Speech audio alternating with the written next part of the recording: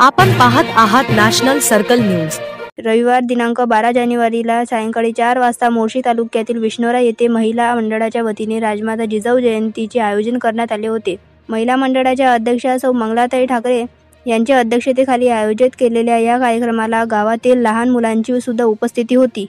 राजमाता जिजाऊ यांचे प्रतिमेचे पूजन करून कार्यक्रमाला सुरुवात करण्यात आली होती। उपस्थित महिला भगिनींनी राजमाता जिजाऊ यांच्या कार्याचा गुणगौरव आपल्या भाषणातून केला। यावेळी कार्यक्रमाला गावातील सुब्रता ठाकरे, शिवानी ठाकरे, ऋतुजा ठाकरे, अंशुका ठाकरे, उषा ठाकरे, ज्योती ठाकरे, नीता ठाकरे, सोनाली ठाकरे, मंदा ठाकरे, कोकिळा ठाकरे व गावातील महिला मोठ्या संख्येने उपस्थित होत्या। नॅशनल सर्कल न्यूज जिल्हा प्रतिनिधी अनिल ठाकरे सह मुख्य संपादक प्रताप गवई।